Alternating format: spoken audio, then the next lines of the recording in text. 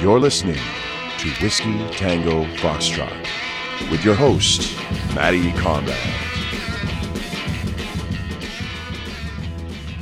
Hey everybody, welcome back to another episode of Whiskey Tango Foxtrot. We're in season 2 right now, and today's guest is somebody that I admire greatly.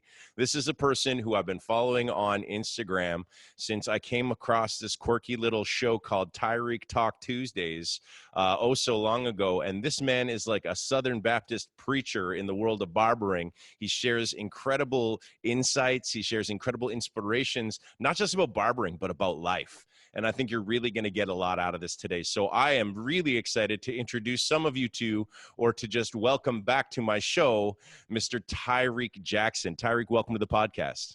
And thank you so much, Maddie, for having me on the WTF show. I love it. I think it's very trendy and awesome. Thank you for just having me. You know, I did it because it's trendy. I did it. It's low-level cursing is what it is. And I'm not known for low-level cursing. I'm known for just outright in your face. Like I say a lot of swear words, and I apologize. I don't mean to offend anybody from the South or from the Bible Belt there. But I'm so glad you're here, man. I'm so glad we get to do this talk. I'm fascinated by you. I know a lot of people are. I love the energy that you bring to the industry. I love the leadership that you bring to people. And I really want people to get to know Tyrik Jackson today. So if you would do me a favor, introduce yourself to the listeners and tell everybody where you're from. My name is Tyrik Jackson. I was born and raised in Pennsylvania.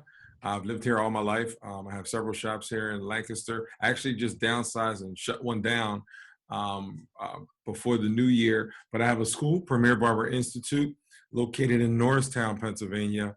It's about an hour and a half from where I live.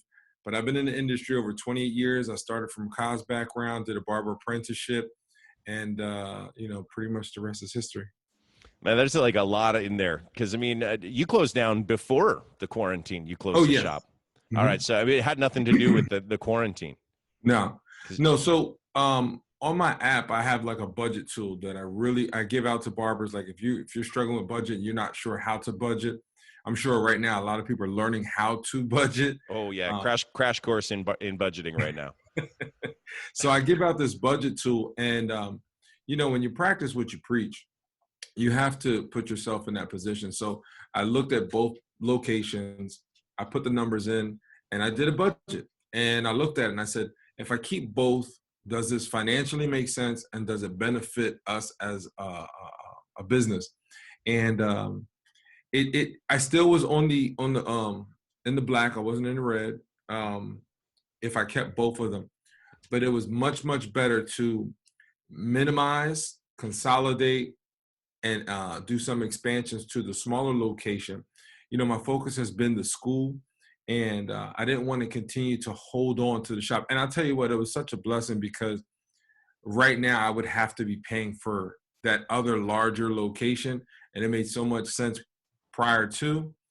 It was a little challenging though, because my mom, she didn't like the idea. Well, it's really funny because I think when it comes down to the idea of success, we really get caught up in appearance, don't we? Mm-hmm. And things can look very successful, but under the surface, there's, not necessarily the same success. You know what I mean? Like you can have money troubles, you can have, or not profitability is just as big a problem as having debt. Non-profitable means that you're spending your time for no return.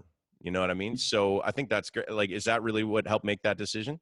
Well, yeah, it was really the numbers, but I think a lot of us are caught up, and when I say us, I'm talking about the community of barbering, is caught up in the facade. You have to look successful. You have to look, and if you have this going on or that going on, you look really, really good.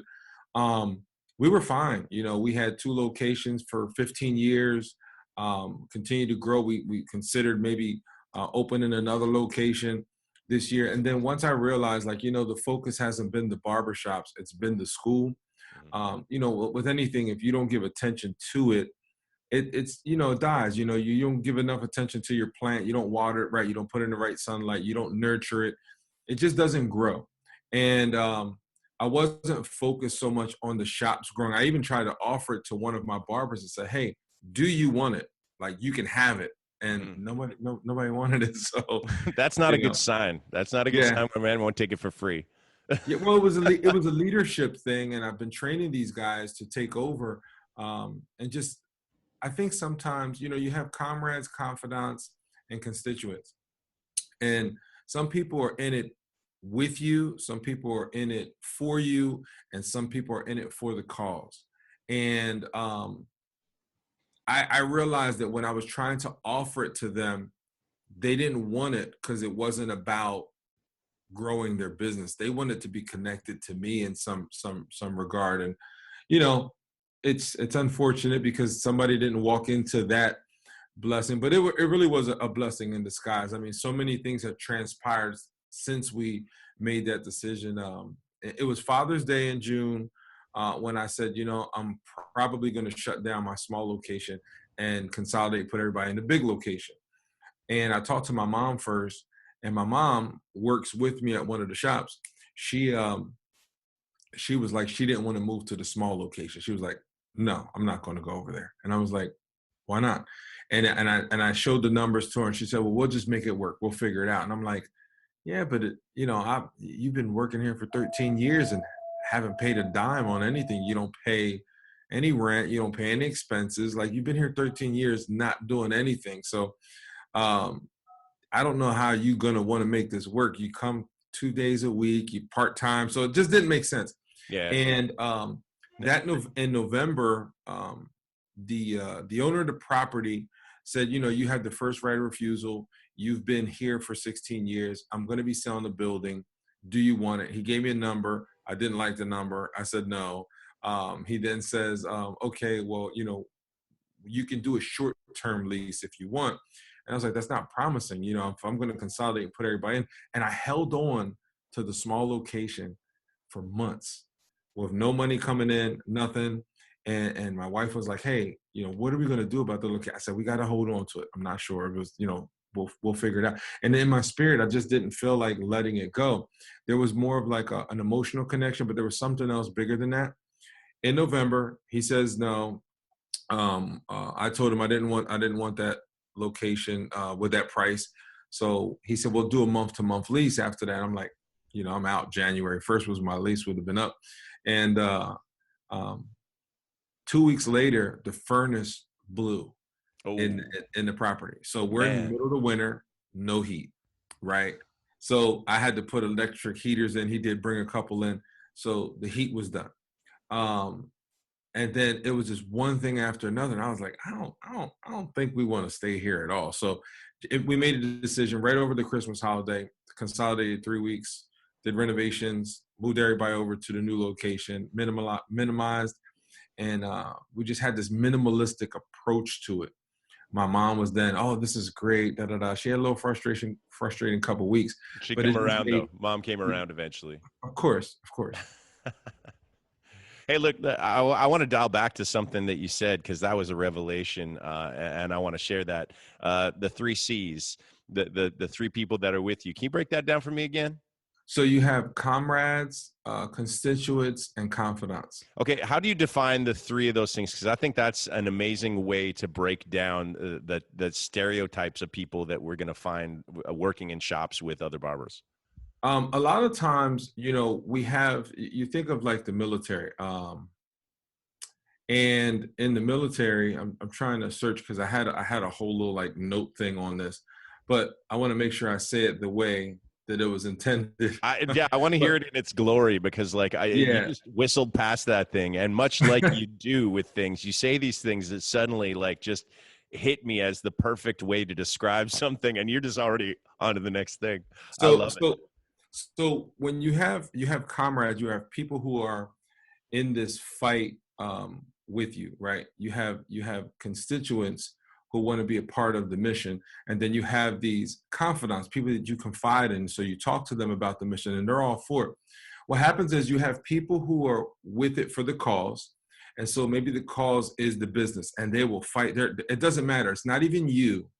It's the business. I want to be a part of the business. So whatever it is. And what those people do is, if things aren't working out, they'll go somewhere else because they just want to do the work. They're not really focused on you or your vision or your dream.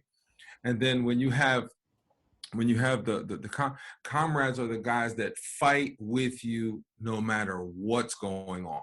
You know, we're losing money, I'm here. We're doing great, I'm here, because they want to do it with you. And then sometimes we confuse your confidants and your comrades, because you share things with them, and you think that because you share it with them they're the same, and we get those kind of twisted, but they are actually two different types of individuals. There's an amazing teaching, TD Jakes teaches it, and it taught me something, because as I was losing barbers, and when I say losing, I say that they quit and they leave.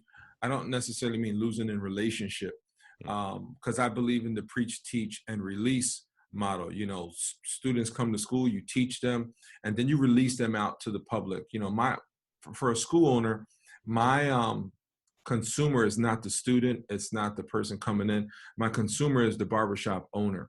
Yeah. And we produce a product. The product is the student. The student comes to us as clay. We mold them. We create a good product. We put them out to the marketplace. And the owner says, hey, that's good product, I want more. And so those people begin to expand their businesses. And so that's how I look at it. I think that's an amazing way to look at it. As a barbershop owner that is increasingly frustrated with the low levels of requirements for barbers exiting schools, I think that's an amazing way to look at that. And when it comes to, you know, your comrades, your confidence, like, who do you think is the most important one to have in a shop? Do you need to have a mix of all three, or is there one that's better to have than the other? So you need all of them. You need all of them. You need people who just want to fight because they want to fight, right? You need people who want to work just because they want to work. They're not necessarily connected to you so much, and what it is that you do specifically for your vision and brand, but they'll come and work because they love the work, right? As long as you keep them working, they stay working, you know. And when you have like a comrade and your confidants, the people that you confide in and the people that you actually lean on for advisement and things like that, they're also very, very important. I talk about a kingdom mindset, and when I say kingdom mindset, it's really about not necessarily just from, like, you know, biblical spiritual kingdom mindset. You take the movie Game of Thrones, or the series rather. Good and great kings have a good hand, and they have a good hand to lean on. And when I say hand, like when you're tired, you lean on your hand. If you lean on the table, you know, you're resting on that hand. Good leaders have a good hand. So the kingdom mindset is about the people, not about the king. And when you have a good hand to lean on, those are your advisors. Those are your pastors. Those are the people who are your financial advisors. Those are people that help to make all the right decisions. So you need a good hand to lean on. And when you have a kingdom mindset, it's not about you, but it's about the people. It's about your consumer first, or your client first, and then your barbers. I love my barbers. I love the people who work for me and work really, really hard for the vision of our business. I love them. But I tell them that they're not as important as the consumer. They're not as important as the guests. If we keep guests happy, you will be happy. You'll continue to make money. You continue to thrive. You continue to be successful. But if the focus is you and your personal needs all the time, and we forget about our number one goal, the consumer or the guest or the patron, then we lose sight of why we do what we do. Yes, we can be passionate about it, but we lose sight of what we can do. And if we do lose sight, then you'll see all these different times that your business is going down, and you don't ever like see the growth, you know, and it's like, why are we struggling? Because we lost sight of the goal somewhere. I agree with that so much. I think the idea, I mean, when you talk about a kingdom mindset too, is the idea that if you spend all of your time focusing on the needs of the people around you, your own needs will be met. Absolutely. And that's really it. As soon as we start focusing very much on ourselves and only on ourselves, we start to realize that we are not sufficient to meet our own needs. We're built for community. And I think that's what barbershop is, man. I think a barbershop is a community. I love the people that work at our shops, man. And that's probably the thing I miss the most right now in all this. I mean, I miss the customers. I miss all my friends that come in for haircuts. But, man, I miss the camaraderie of the team. I miss being with my people, my tribe. You know what I mean? Yeah. I really genuinely miss that. But being an owner is also about, like you say, that I love the way you put it, the teach and release. You know what I mean? And how do you navigate that on a personal level when you have people that you lose? So, there are people that you get an emotional connection to. You start with them. There's this connection that you have. You believe in them, and you see them at the inception. I mean, for me as a school owner, before I was a school owner, I was working at a school part time because I knew I wanted to open up a school. And how that whole thing happened, we can get to that in a minute. But Yeah, we're when gonna I talk see about a that. when I see a student come into the school and they're nervous, they don't have the confidence, they're unsure, and but at the same time they're ambitious, and it's almost like, I don't know, we'll see what happens. You get to connect with us, you build their confidence, you show them some skills, and you do a few things that just helps them as a person before you even help them in skills. Then they come in with relationship issues, and you're able to talk to them and guide them through that. Then they talk about their past, and you start to learn this person. You begin to develop relationships and connection with them outside of business. um, I know for me, a lot of the barbers who have worked for me or worked at the shop, um, generally that time frame is about 8 years before they leave. That's a long time for a barber who stays at one location. Mm. Um, I see a lot of barbers with a lot of turnaround. They got barbers, they're losing barbers, have barbers, lose barbers, have bar, and I don't have that. So my relationships seem so much longer. So when someone leaves, it's all about how they leave. Where's the integrity? It's more about what you do. It's not how you start, it's how you finish. It's what you do in the way that you leave. A lot of these guys didn't come with credit. They build their credit, they build their finance, they build their booking, build their clientele base up. They've overcome emotional issues. And so there's that connection. And when some of them leave, and they leave, um, sometimes, because maybe you reprimanded them, and it's like, I don't need this anymore. And it's like, we're still in this together. Brothers and sisters fight, parents and children disagree. And, when you learn to understand that, that's what I think is the most important part of that growth. So for me, I've never had the idea that someone's going to come to me and stay forever. I see a lot of owners getting frustrated when barbers leave or their stylists leave, and they're like, real frustrated. Then they cut them off. They don't like their stuff anymore. They block them, and they do that. And it's like, what was you doing it in the first place? Yeah, and Was you doing it for you did them, it. or was you doing it for yourself? You did it to somebody at one point. You know what I mean? This is how our industry seeds and Yeah, germinates. You know what I mean? We yeah, all work in a shop somewhere, and then one day yeah. it's time to do our own thing. And that's Mhm, exactly how your shop became a thing. And mhm, when people leave, yeah, man. I mean, I agree with you. I think it's how they leave is what maintains the relationship long term. mhm. Yep. I had a guy who worked for me. I had a relationship with the parole board. So there wasn't a school in our area for a long time. And when I had first opened up my shop in 2003, I had hired a guy. He had called me from prison. He said, "Hey, I was a licensed barber. I did some stupid stuff. I'm in jail. I get released in a few months." So he was in jail for probably about like 3 years or something. He called me up, and he said, "I get out in 3 months." And I had an empty chair. I said, "I'll hold this chair for you for 3 months." And he was like, "You serious?" I said, "Yeah, I'll hold the chair for you. Don't worry about it." I was doing well. I was fine. I didn't need bad energy. I didn't need to just keep, we had apprentices and guys that were hopping from shop to shop. I didn't want that. I wanted people that I could develop. And what I thought is, this guy who's been in prison for 3 years, he understood structure. He understood discipline. And I'm almost certain, just through conversation, that he understood the privilege it would be to work somewhere, and to be somewhere.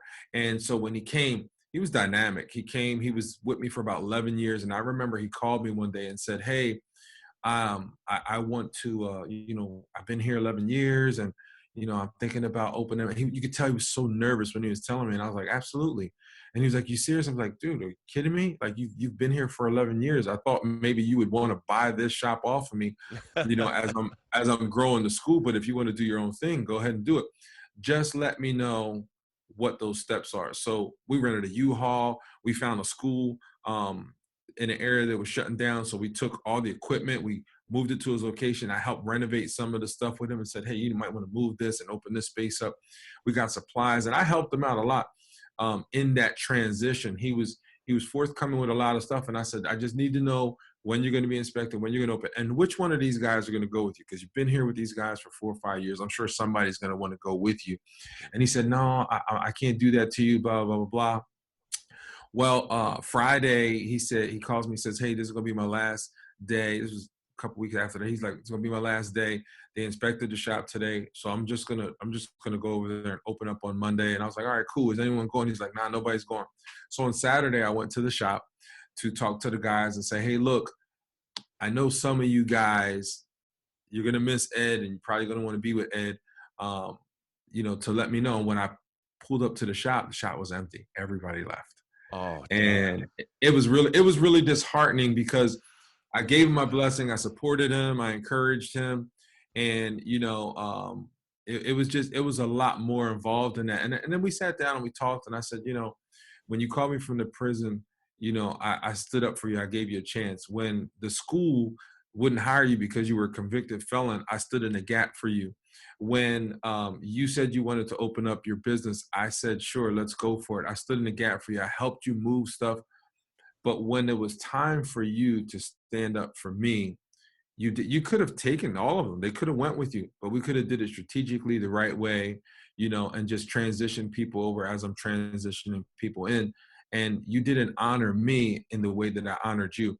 And you could just see it all over him. I was a little emotional about it, because 11 years with somebody, yeah, that's a long time. But yeah, it's family at that point almost. Absolutely. So, it's integrity. It's how you do things. And he said he apologized. I said, look, it's water under the bridge at this point. But I said, I want you to understand that they saw how you didn't give me respect. Mm-hmm. And I don't know how, I don't know when, but I promise you, they're not going to have the respect that you think for you that I had for you. Wow. And that was pretty much the end of that conversation. Those are tough. I've been in similar situations. I haven't had a full shop walkout, but damn near. And we've even had situations where we got to an impasse with a shop where we, in a staff meeting, fired everybody. Mm-hmm. And I mean, sometimes those are tough decisions to make, but you're ultimately right. When there's a systemic lack of respect, once it's degraded past a certain point, it's not redeemable. Mm-hmm. You know what I mean? It's too high a mountain to climb sometimes. Absolutely. So how did you come back from that? In fact, I'll tell you what, let's pass that question by, because there's a lot of things that we've skipped over here. And I want to know more about how you became this wise, sage, barbering icon that you are. So if you please go back to the very beginning, I would really like to know how you got into barbering in the first place, like how that even became a thing for you. So I wanted to sing when I was younger. And I still sing from time to time. I throw it on my Instagram stories, and it was something that I wanted to do, but I didn't have the confidence, and I didn't see myself successful as a singer. And I could sing. Yeah, man, there's Al Green vibes all over the place. And I remember singing. I was a kid who hummed a lot or sang. I was taking the test in math class, and I was singing. And the math teacher says, hey, look, you can't be singing during the test. I'm like, I'm so sorry. And I start humming and singing again. He writes me a referral, kicks me out of class. I go to the dean's office. Casey Jones was his name. He says to me, so you like singing in class? I was like, no, sir, I do not. He goes, well, it says here on this piece of paper that you like singing in class. I said, no, correction. It's not that I like singing in class. I just like to sing. I just happen to be singing in class because it's my way of concentrating. So I apologize. It's not intentional. And he goes, no. So you like singing, sing right now. And I was like, I'm not singing right now. Like, I'm not in the mood to sing right now. And so he says, you got two options. You got 3 days out of school suspension, or you sing right now. Oh, man. Served. And so, yeah, served for real. And I was thinking, my dad's going to kill me. My mom's going to be so disappointed with me. They're not going to stand up for me that I was singing in class. I did something wrong. They're not going to be happy with it. So I sang my heart out. It was an En Vogue song, Hold On. It was that whole Michael Jackson remake thing. And He looks at me and he goes, good. So I'm going to sign you up for this a Black History Month competition this Friday. I was like, nah, I'm not doing that. And I'll tell you what, that day I was at lunch with my friends and like, dude, I'm going to ditch. I'm not doing this competition. It's not happening. And they were like, man, you should do it. You should do it. You should do it. And I was with a bunch of skateboarders. So to just give you some. So that was not cool then. That's not cool. It was not cool. But let me tell you something. I never fit in. Yeah. So I was this Puerto Rican kid with a Black name. I rode skateboards for years. So I didn't fit into the trendy styles that everyone, I just had my own little unique thing going. But I did it with confidence. Like I was comfortable who I was. I just didn't fit. I didn't speak Spanish, so I wasn't accepted Spanish. I wasn't Black enough to be accepted by Black culture for the most part in school. At home and family, yeah, but in school, no. So, I was a skateboarder, and then it was like, you're a sellout, you're a skateboarder. So it was just, I didn't fit anywhere. Yeah. And so it was okay. So whatever. I go, I sing, I got a standing ovation. There was a guy in the audience. His name was Champ Hall. He had stopped me and said, man, that was dynamic. And I was like, thanks, man. I appreciate it. And I just kept walking. He said, hold on, wait. And he says, can I give you, are you walking? I'm like, yeah. He goes, I'll give you a ride home.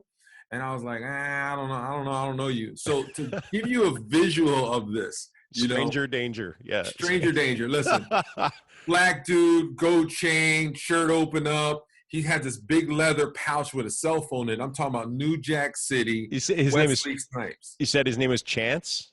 Champ. Champ. Yeah. I always tell girls, like, stay far away from guys that sound like they made up their own name. So his name was Champ.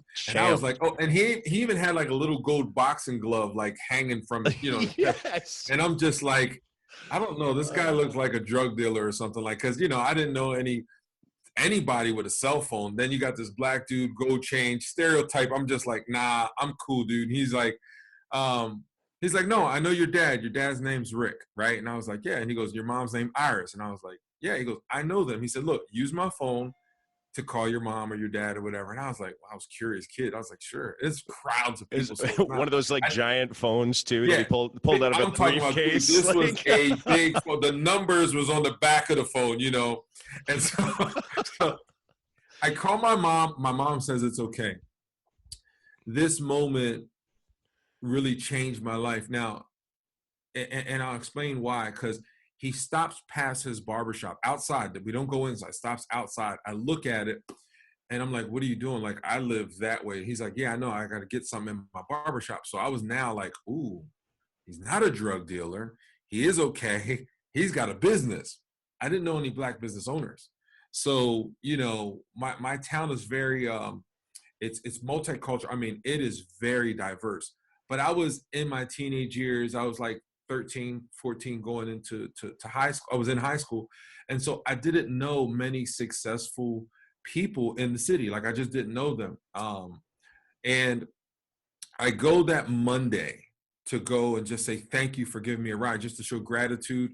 And when I when I get there, it was closed. So then I went back Tuesday. And when I went back Tuesday, I began to sweep, and he was like, hey, this is the guy I was talking about that was singing. And he was like, sing us too. I'm like, nah, I'm not singing nothing. I just want to say thank you for giving me a ride. And I want to just do something around. I started throwing trash out, things like that. And then some guy came to clean the windows. And I'm looking at it, and I'm like, how much you pay him to clean the windows? And he's like, $10. I was like, really? Haircut on the wall at the time was $8.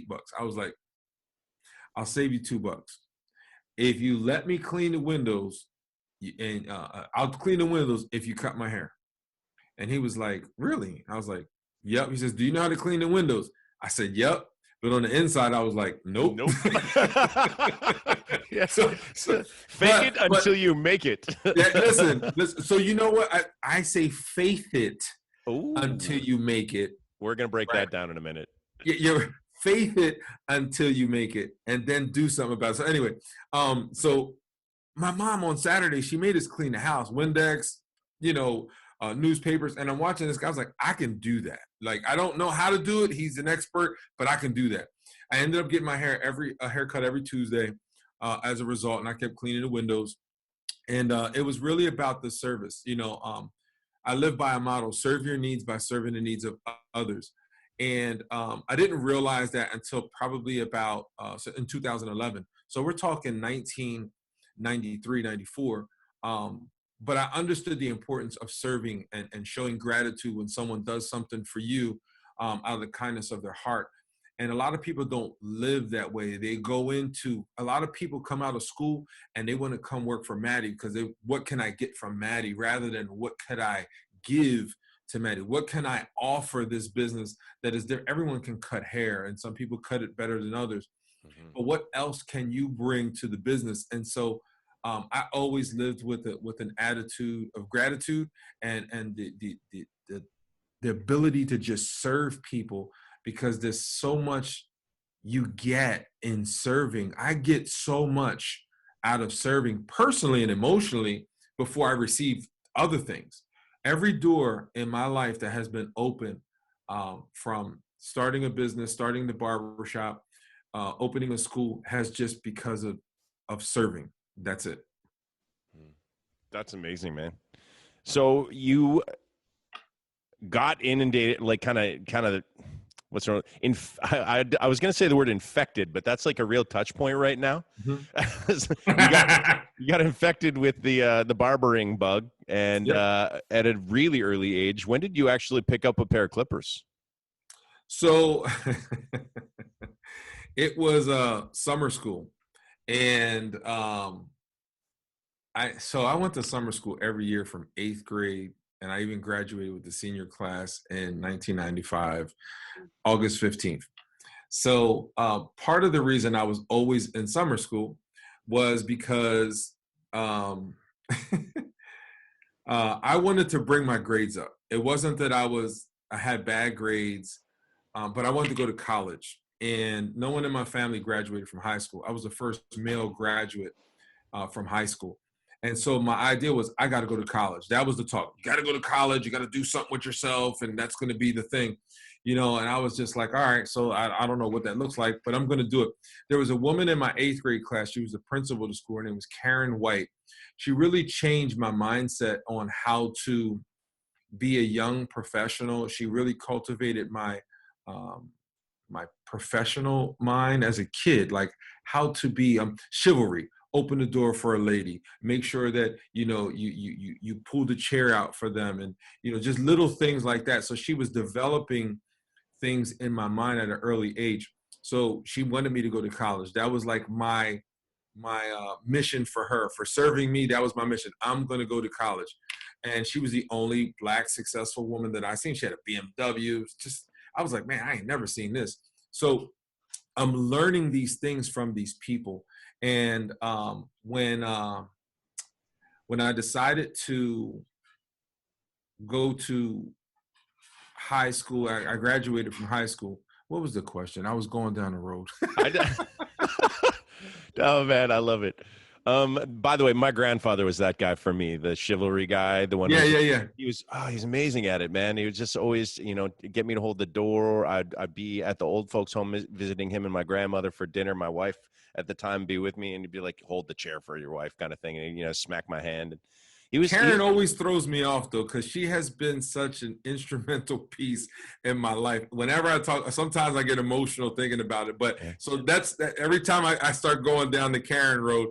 But you asked the question. Do you hear her voice in your head sometimes? You know what I mean? When telling the little things, like, we think of it as like oh my gosh. I still Jiminy stay Cricket. in contact with her. Oh, amazing.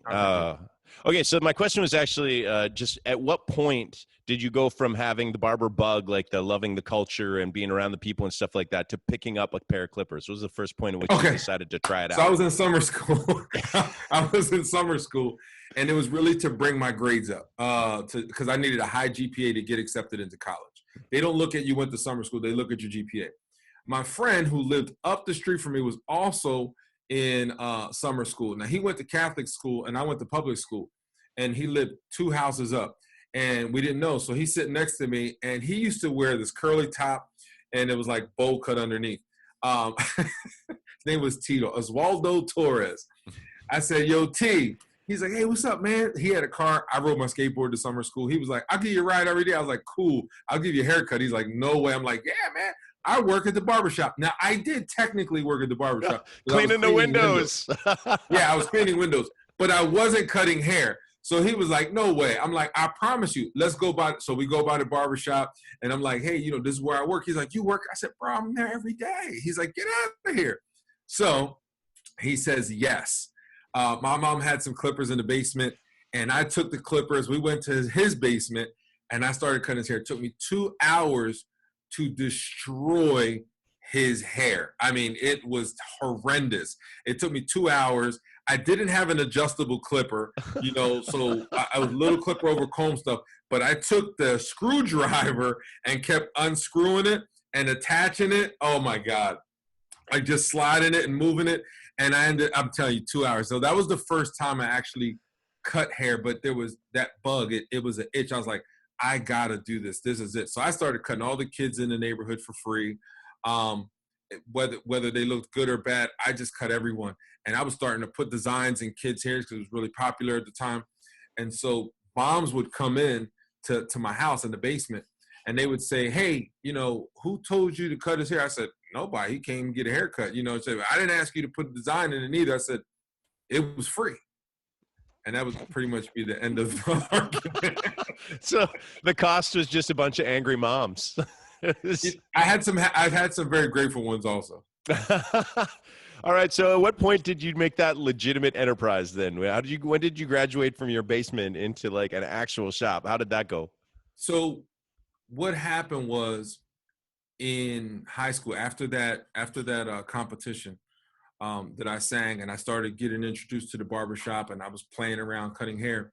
My English teacher, his name was Nate Gadsden. He says, I wrote a piece. I almost got shot one summertime right before school. So it was Labor Day weekend. And it wasn't intentional. Like there was 2 kids, they were fighting, whatever. And I'm in the middle of the crossfire, and I had almost got shot. And I wrote a really descriptive article on it, or writing. I had to do it for a project in class. He read it, and he stopped the class, and he says, hey, I want you all to read this piece that Tyrik did. It's amazing. And he's like, Tyrik, I don't get this much out of you in class. What is it? Do you know what you want to do when you graduate? He asked that question. I said, yeah. When I graduate, I'm going to work at Champ Hall's barbershop. I'm going to get my barber's license, and one day I'm going to open up a barbershop. And he said, a barber? Why would you? He pulls up. This is amazing. This is incredible. You could go to college. You know what you can do with your life. You want to be a barber? And I was like, yeah, that's your dream. You asked me what I wanted to do, And he said, and he basically said that my dream wasn't big enough. And I was just like, all right, whatever. But if I didn't have a strong sense of self-awareness, I told you earlier that I was a skateboard kid. I didn't fit in anywhere, but I knew who I was. Although I'm still trying to discover myself as a teenager, my mom instilled certain things in me that say, hey, this is who you are, accept who you are, be confident in who you are. And as you're discovering more about who you are, just be okay with that. And so because I had strong sense of self-awareness, if I didn't, I would have believed my teacher the first time he said it. Mm-hmm. But I didn't. I combated that, and I said, you'll see, pay attention. So every other week in school, stuff would come up, and I would say, you need a haircut. You want me to take care of that? And that was like our ongoing joke. And he would say, I need homework. And I'm like, you need a haircut. So that was just the ongoing joke. When I graduated from high school, I went into cosmetology school. My mom went to sign me up because there was no barber schools in the area. I think it's what really helped me to become a different type of barber, especially in 1995 when it was so separate. Barbers were like the armpit of the industry. They didn't get the acceptance that they get today. Yeah, the respect level was low back then. Yeah, so I was bridging cosmetology into my already barbering apprenticeship career. And my mom comes home. She says, hey, good news. I signed you up for school. I'm like, she says, part 2, I'm going to school with you. And I was like, well, for what? Why? Oh my God, that's a my mom move for sure. So I'm 18 years old, graduating from high school. I'm trying to move on with my life, get out of mom's house, right? Mom wants to come in with me. And sometimes you're the threshold for somebody else's breakthrough. What I didn't realize, and I wasn't thinking at the time, was my mom sacrificed graduating from high school because she was pregnant with me. And, you know, she never really finished. I don't think that that was her dream and her ultimate goal, but she never got to finish. And something that she started. And so in order to get into college school, she had to take GED classes. So for 2 months, my mom took her GED classes, passed. We started school together. Day one, I'm like, hey, don't be telling nobody you're my mom. Like, come on, like, you know, you gotta. She's like, all right, whatever, fine.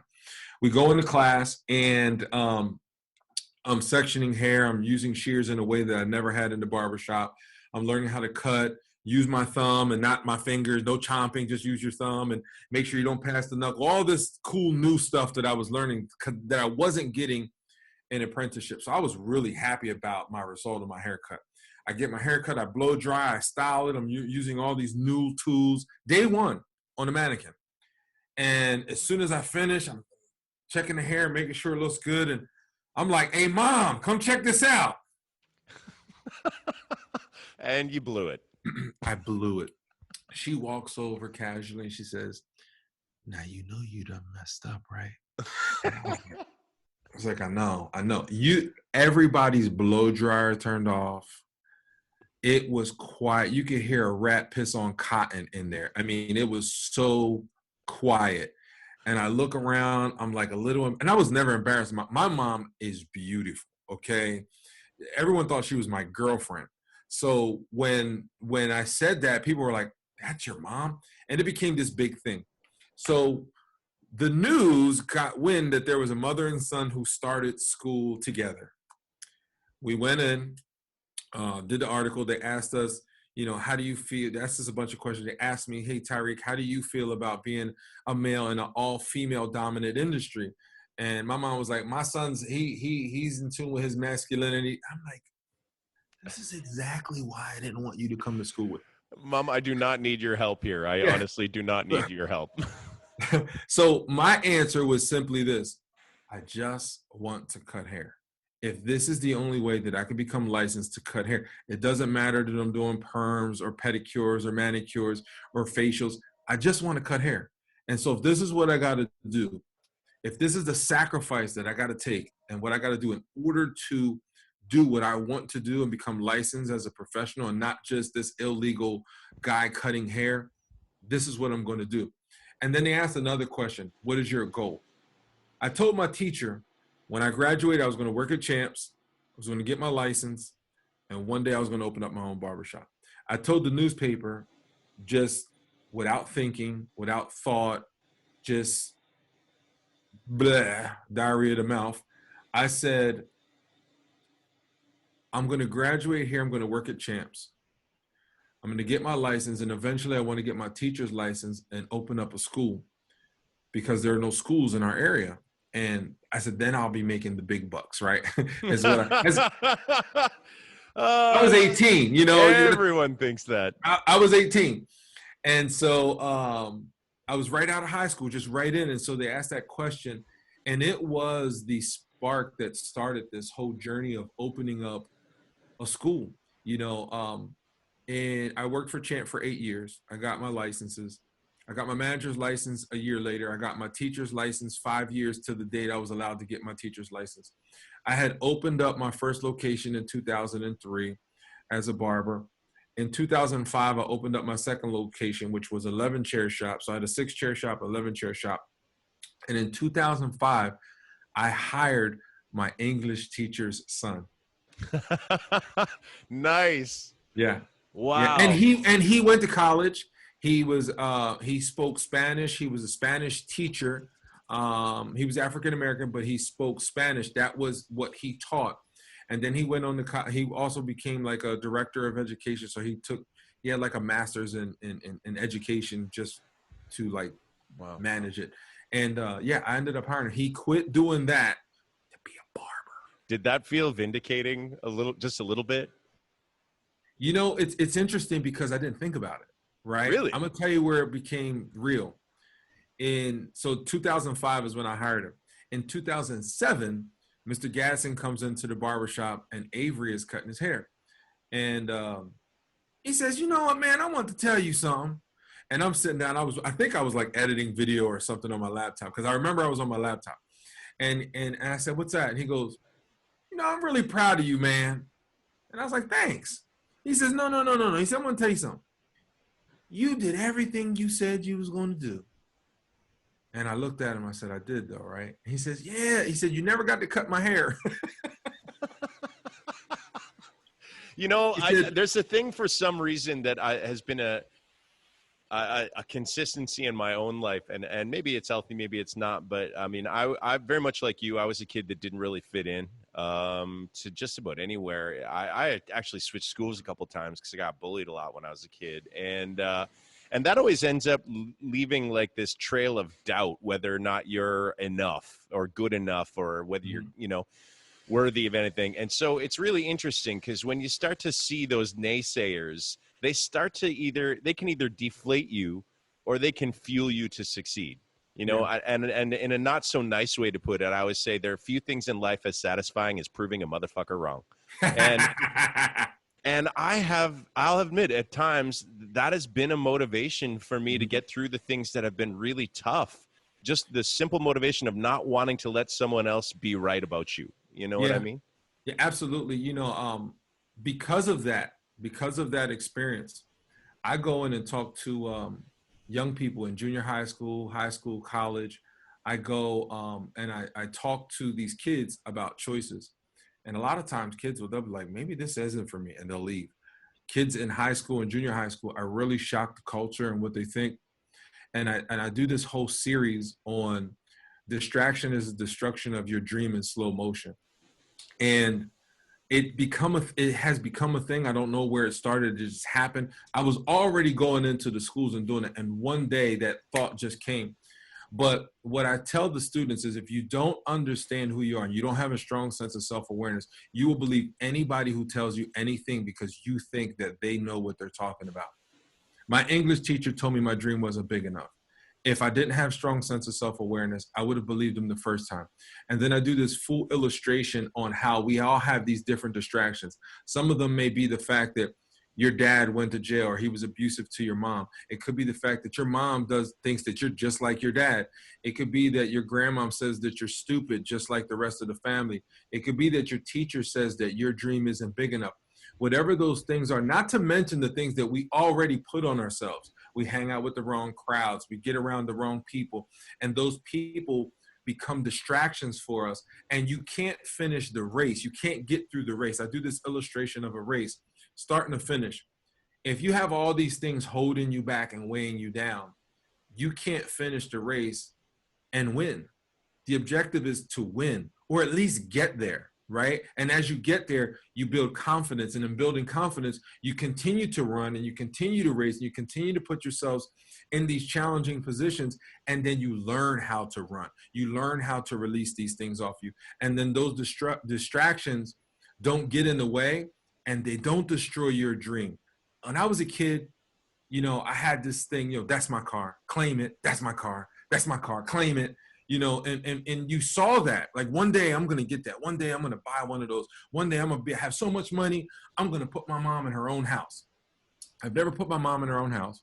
However, it's been amazing to be able to go pick a car that you want off the lot, that you can afford within your means, right? And not have to worry about stupid stuff. And then for me to be able to position my mom to be able to work at the barbershop and service her clients with no charge for the past 13 years. You know, that's her house. You know, she doesn't have to spend money. That's my way of saying, thank you, Mom, for everything. And, you know, that's amazing, man. That's amazing. My mom keeps asking if she can come and work for us now that she's retired. And I'm like, yeah. So listen, I will tell you this, Maddie, it Please. is not fun. It's not easy. I love my mom to death. I sent her home for a week. Was there like an incident, or was it just like, I've had enough? No, it was an incident. Okay. So, you know, it's funny because at work, I call her Iris. Okay. Iris phone, hey, Iris, you're wanted at the whatever.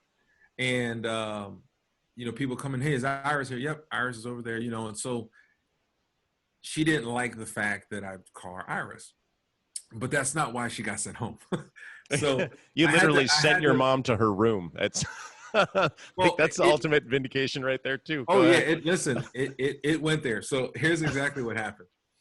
One of the barbers was having some serious home issues, and his wife was harassing him, and my mom politely said, hey, listen, today's probably not the day, maybe you want to take some time off. And she didn't realize that the barbershop was where he went to get away from everything, and out of emotion, he's like, STFU, I'm dealing with this the way I need to deal with it. And she's like, whoa, like, relax, hold on. Now, I wasn't there. And she's like, well, if you're go to the bathroom, take a break. Now, she was right. She was right in where her position was about everything. Okay. She was right until she went left. And so what happened was he continued to put out his frustrations on her. And it was almost like, I don't care if you're his mom, whatever, you don't know what you're talking about, and you're not my boss. And she just like snapped, but then he was cursing at her while he did it. So then she snapped. So there's I had to go into the shop after, because I get the call from the manager, and then my mom calls me up. He needs to go. You need to get rid of him. Blah blah. So I'm getting all this stuff. Now I'm at the school working. I do my investigation by checking with all the barbers. Hey, what's going on? Talk to me. The manager kind of let me know everything that went on. I get there and I'm like, hey, listen, let's talk. And I talked to both of them, and I said, you guys both gone for a week, and I don't care if you'd ever come back again. Wow. And they looked at me and were just like, my mom was like, I'm your mother. And so I said, I can't treat you different because you're mom, and I'm like, you were 100% right until you started lashing back, until you should have stepped away, let the manager handle it. You were trying to do what you could, and I get it. I understood your position. And then I said, he was way out of line. He just inappropriate conduct and behavior, and so he had to go. It happened in front of clients. You've got to go. When people come in, I want them to know that you guys had that it was your misconduct that put you out, because I need clients to understand that they are the most important thing. And not to put you guys out there, but if there's a client who was there, they need to know that something happened as a result. Like that client, not everyone, but those clients that were there in that moment. So I had to apologize. I had to do my job then. And she wasn't happy with that at all. And there's a term that's used, and I can't even think of it off the top of my head, but I was telling her, I was like, Mom, I can't treat you different because of it. Man, I use it. She's like, I don't like that term. I can't think of it off the top of my head, but it's really when there's favor in a company because of family. Yeah. It's like right on the tip of my tongue. But I kept telling her that I can't treat you that way. I have to treat you. I think the word you're looking for is nepotism. Nepotism. There it is. Nepotism. So when I would say that to her, I actually said it to her first, and then she's like, what is it? I said, look it up. Oh, she didn't like that. She didn't like that at all. Okay, like that. How were family dinners for her first little while? Like after that, like, listen, my mom was infuriated with me. She just could not believe it. And I said, listen, you work here, so you are staff, and I have to treat you like staff while you're here. I said, your mom all the time. However, in this instance, if I treat you like mom, I will lose all of their respect. And no one's going to want to do anything because, don't do nothing around his mom because he's going to treat you like. I can't do that. And so she didn't like it. She still didn't agree with it over time, and I've never treated her different. So it came up every now and again. She would do something. I was like, nepotism, and she would. Oh God. The word of the day. It was like the word of the year for a while. Now, look, you also started the school, all right? So we've talked about how you kind of got all those things started, and what brought you to my attention was Tyrik Talk Tuesdays, all right? And I want you to tell me about the evolution of Tyrik Talk Tuesdays, because I want everybody that listens to Whiskey Tango Foxtrot to tune in for Tyrik Talk Tuesdays, because there is some wisdom being dropped on those days. So please share with me how that all came to be. Yeah, so I talk about my mom and how she had a lot to do with the way I think and feel about myself, and but there were things that she did that helped to cultivate that. Every day I go to school, brush my teeth, on the mirror was a Post-it. I love you. You're awesome. Have an amazing day. A Bible verse, something. If I didn't see it there, then I would be like, man, what happened? And then I go to grab the door, and it would be on the doorknob or something. She just had her way, and it was every day. It was every day. I didn't grow up in like a traditional church home. That didn't happen. My mom had it, but we didn't have it growing up. But there was a period in our life where there was a shift, and those positive affirmations every day really made me feel special, and it was something about that I wanted to continue. And I said, I'm gonna do that with my kids, right? So when I opened up a school, or when I was working at a school first, I would do a quote of the day every day, 15 minutes. It was 10-15 minutes. We just talk about it, share it. What are your thoughts? How does this make you feel? Blah, blah, blah. When I opened my school up in 2013, in 2015, 17, Instagram goes live. They start doing this live. And I'm always telling our students, like, we're in an ever-changing industry. You either change with it or you die from it. It's constantly changing. It's constantly evolving. And if you just stay traditional or just stay, you're going to die, because it's going to continue to evolve. Social media has evolved in the way it's helped your business. It's helped my business. It's helped how we market what we do. And so I tell them, you got to do it. So the one student, her name was Elena Cook. Elena says, Instagram's live, and I think you should go live right now. And I was like, I'm not going live. And she's like, you should go live. And I was talking, the quote of the day was about, it was referencing forgiveness. And I always tie the quote into whatever the topic is in theory. And so sometimes you make an error in a haircut, right? There's got to be some forgiveness, some wiggle room to work. And so that's how I tied it in. But I was talking about forgiveness, and how if you don't have forgiveness in your heart, true forgiveness, it will stunt your growth in every area of your life. It'll stunt it in business, because people are always going to offend you.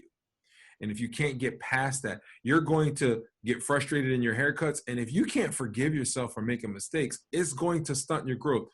And so my evening instructor was in there. Elena grabs my phone. She's like, I'm going live. And she just goes live on my phone. We had like 12 viewers, and I was like, damn, we had 12 viewers. That's freaking awesome. So by the end of it, I had like 34, 35 viewers. And I was like, we had like 35 viewers on Instagram Live. That's crazy. Like, without an announcement, that's like freaking awesome. So Miss Angie, who was my nighttime instructor, she came in the daytime, never comes in the daytime. She began to talk at her experience on forgiving. She was molested, she was abused, and she really began to like pour, but she could tell that she was liberated from. She was free. She didn't have that weighing on her, that distraction, right, that could impede her progress. She didn't have that anymore. It was something that happened in the past, and she learned to get over it. And she talked about that on the live. So the camera went to her, and she was talking. Then it went back to me, and I was talking. And then my DMs, I kept getting all these, man, thank you so much for that live. It was awesome. And I was like, whoa. I go to Elena the next day. It was a Wednesday, and I said, hey, look at the comments, man. I think you're right. That was cool. And she goes, well, that means you got to do it all the time, because I know you're a man of consistency. And I was like, yeah, I don't know if I want to do maybe once a month or so. I don't know. I'm not going to do that. She goes, yeah, we could do it next Tuesday, right? And I was like, nah, we'll talk about it, whatever. So we go on through our week. Monday comes, she's like, oh, I can't wait for tomorrow. And I was like, what's tomorrow? You getting paid or something? Like, I didn't know what she was talking about. She goes, no, are you kidding me? Tomorrow's Tyrik Talk Tuesday. I was like, whoa, slow down. I told you this, and, maybe conversations at Premiere, perspectives at Premiere, something. She goes, no, you're talking, you're Tyrik, it's your Instagram page, and it's going to happen on Tuesday. And I think you need to do that. So a student was saying, oh, I think that's unfair. I'm paying 16 grand to come to school and that stuff should be for us. She says, no, you came to learn how to be a professional barber. This is life-changing stuff that everyone should be able to get. And so I think you should go live. So I thought about it. And that next morning I came in, I said, all right, we're going to do Tyrik Talk Tuesday. She was like, yeah, so it became a thing. 2 months after that, Elena had passed away. She had an aneurysm. Oh, wow. And yeah, it was tough. But, I said, I got to continue to do Tyrik Talk Tuesdays. Not only was it impactful for her, and she was graduating like 3 weeks later too. Not only was it impactful for her, but it helped the students. And then it began to have its own thing. It just became its own thing. And the people were saying, Tyrik, we love what you're doing. Keep it up. I had a lot of educators, like the barber demonstrators / educators. Those guys were the demonstrators is a great way to put it. Yeah. were saying stuff like, why are you doing this? Like, you're giving away gems on how to take photos, and you're giving away gems on how to structure your business. Like, we charge classes for that kind of stuff. And I was like, you charge because that's how your business model is set up. Mine isn't. I got my own school. I teach it all the time in school. And if I want to turn the camera on, I can. And so I did, again, just like my teacher, don't do that. People were saying, why are you doing that? And I just continued to do it because I was confident in me. And you mentioned something earlier about having motivation. I found little things that motivated me. In 8th grade, it was my teacher's BMW. In junior high school, it was Champ. In high school, it was Champ who had the barbershop. That helped motivate me before I graduated. There was a minister in junior high in between those two that helped me, which is where I prepare lessons. They taught me how to do lessons and stuff. My English classes helped me with that as well. But I had these different people. But motivation is good. You need dedication. Motivation can run out. Some days you don't want to go to the gym. Some days you don't want to wake up on time. Some days you don't feel like going to the school and dealing with adult students who don't want to wear a uniform, who want to come in late, who don't care about it as much as you do. And you have to think about why you're doing it. So it's about the dedication. It's about the work, not the motivation, because some days you're not going to be motivated. I have to go to school every day because there are students that are relying on me being there to help them change their life. I got a student right now. Interesting story.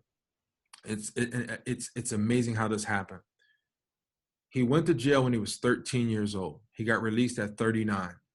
And my partner at the school was like, man, we got this guy. He did a lot of time in jail. I don't know if we could, he Google searches him or whatever. And then he says, hey, this guy who wants to start our school, he's from your town, Lancaster. And I'm like, really?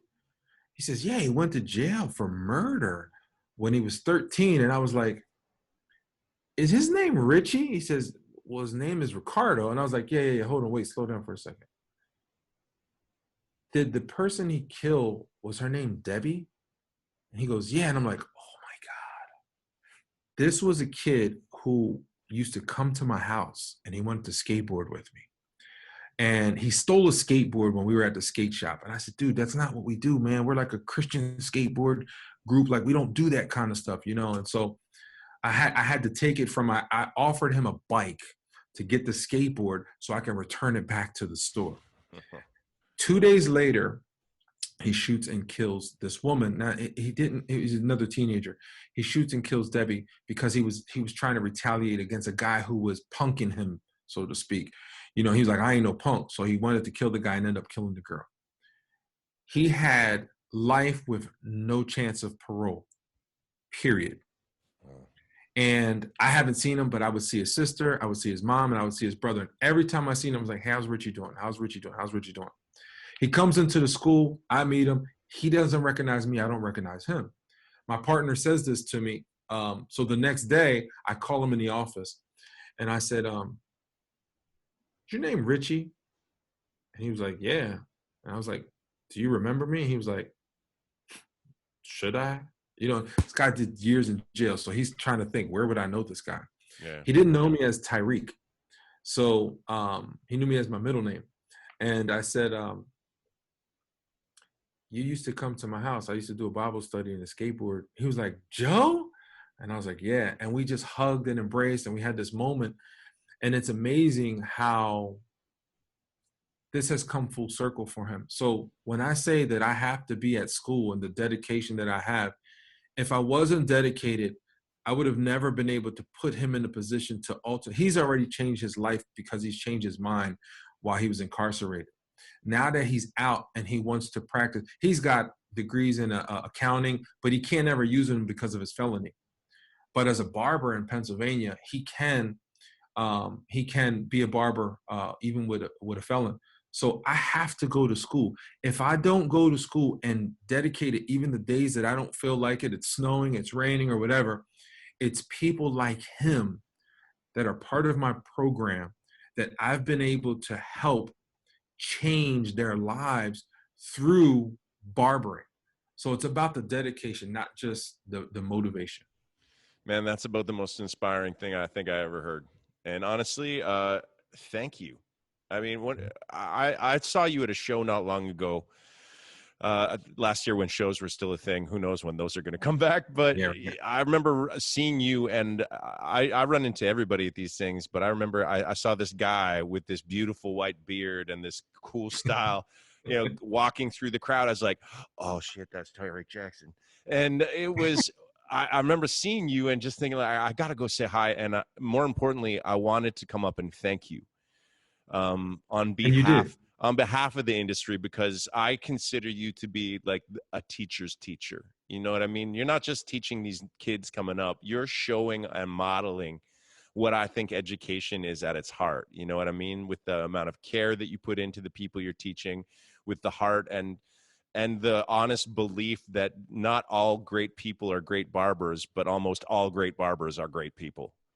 And I think that you exemplify that. And I remember coming up to you, I was nervous. I was like, oh, hey, man, I just want to say, how much I respect your work. You're the teacher's teacher. And you kind of looked at me like, hey, thanks a lot, man. And I could tell in that moment, I was like, he has no idea who the fuck I am.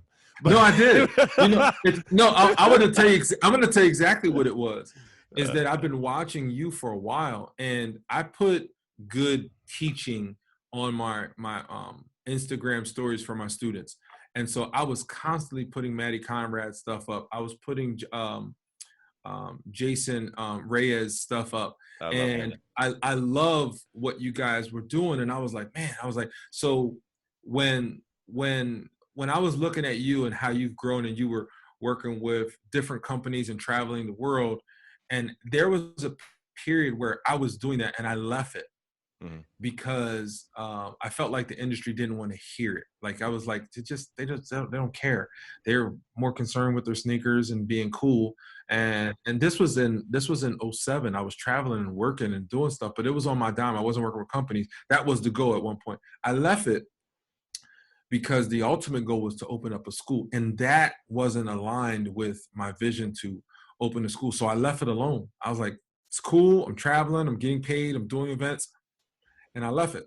So when I was watching what you guys were doing, there was a part of me that was like, dang, I remember when I was doing that. And it's so cool to see barbers now being accepted for that and making it look cool and all that. So I was putting that stuff up. So when you stopped me, I was like, it's kind of like, this is cool. Like, this is a guy that I admire what he's doing.